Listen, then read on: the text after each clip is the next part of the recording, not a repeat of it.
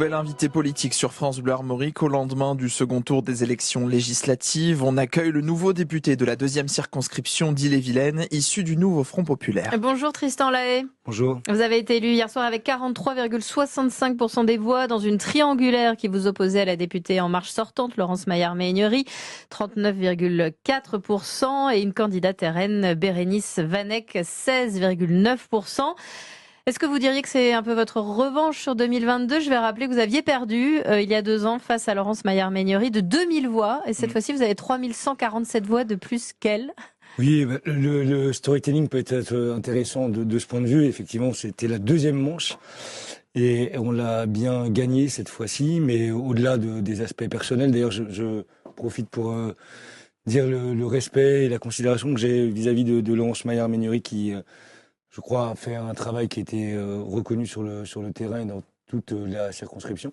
Mais au-delà des questions personnelles, je veux dire que c'était surtout, je crois, la victoire du Front Populaire et le fait que les électrices et électeurs de la circonscription aient jugé qu'on pouvait avoir finalement une réponse progressiste à l'ensemble des urgences sociales, écologiques ou démocratiques qui ont pu être exprimées à l'occasion des élections européennes ou encore du premier tour des élections législatives. Donc c'est un vote pour votre camp et pas contre la majorité sortante ? Il ne faut jamais être trop caricatural quand on s'essaye à des interprétations, mais je crois qu'il y a un peu des deux. Il y a évidemment une sanction à l'endroit de la politique menée depuis 2 ans. J'ajoute d'ailleurs que je crois dans cette circonscription, plus qu'ailleurs peut-être, ou dans ce territoire, le territoire breton, on est très attaché au dialogue social, au fait de partager la décision politique et publique. On revendique parfois même le terme de social-démocratie et malheureusement, le gouvernement, depuis 2022, ou les gouvernements d'ailleurs, ont fait preuve de tout le contraire, en ayant une pratique très verticale, autoritaire, technocratique. Et peut-être y a-t-il là une confusion entre ce qu'est la social-démocratie et la technocratie. Et en l'espèce, le dialogue social, le respect des corps intermédiaires, des associations, des syndicats. Je prends l'exemple des retraites, mais encore aujourd'hui, pourrait-on parler du choc des savoirs, s'agissant des questions éducatives. Voilà, toute la politique a été caractérisée par beaucoup d'autoritarisme et en réponse, le programme du Front Populaire non seulement propose un certain nombre de solutions, mais aussi suggère que l'on puisse davantage partager la décision. Et je crois que c'est cette articulation entre le rejet de la politique et une forme d'espoir qu'a pu représenter le Front Populaire qui a gagné hier soir. Alors Tristan Lahaye, vous êtes donc nouveau député d'Ille-et-Vilaine, élu hier soir, élu de tous les Français. Que dire ce matin aussi aux électeurs du Rassemblement National ? Alors il n'y a pas d'élus dans notre région, mais il y en a quand même, et plus que dans la précédente législature au niveau national. Vous leur parlez comment ce matin ? Bien sûr, faut-il considérer à la fois...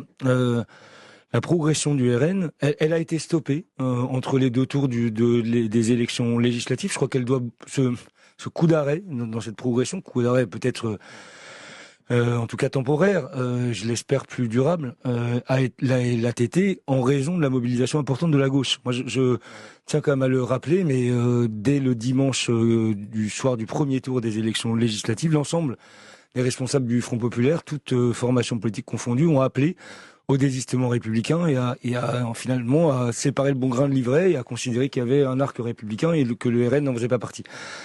Ça n'a pas été le cas du camp présidentiel qui jusqu'au dernier jour aura fait preuve de confusion et d'un message qui manquait de clarté sur ces questions. Donc je crois que c'est vraiment à la mobilisation de la gauche que l'on doit le recul pour le 2e tour de ces élections législatives du RN.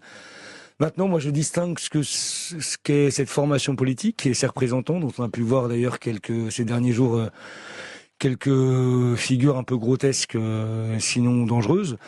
Mais je fais la part des choses entre cette formation politique et celles et ceux qui votent pour elle.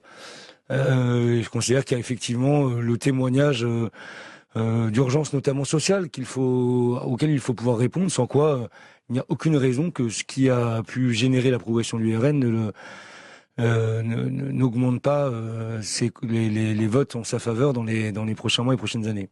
Alors et maintenant, Tristan Lahaye, qu'est-ce qui se passe quand on a 178 députés nouveau Front Populaire à l'Assemblée nationale? Ce n'est donc pas la majorité, c'en est même bien loin.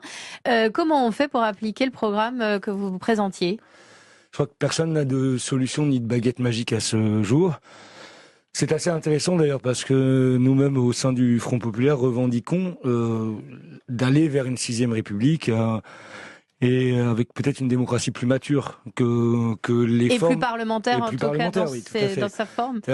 Plus mature au sens où on puisse avoir autre chose qu'une majorité absolue ou une minorité réduite à l'opposition par principe. Donc là, on va éprouver finalement ce qu'est une Mais alors, on s'entend avec qui? On s'entend avec les En Marche, les Horizons, les Modem, les LR peut-être Alors, deux éléments de réponse. Le premier, c'est que je vais cet après-midi à Paris pour en discuter avec les membres du groupe écologiste ou groupe, en tout cas, issu de l'écologie auquel je vais me rattacher.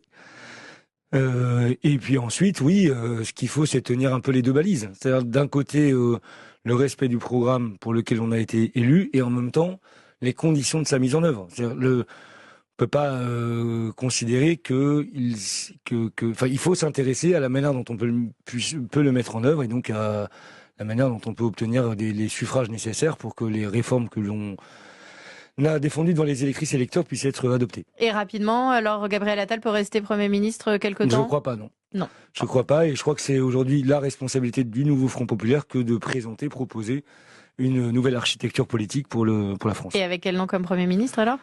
Nous allons en discuter collectivement comme nous l'avons fait à chaque étape depuis la dissolution. Merci Tristan Lahaye d'avoir été l'invité de France Bleu Armorique. Vous êtes le nouveau député de la 2e circonscription d'Ille-et-Vilaine.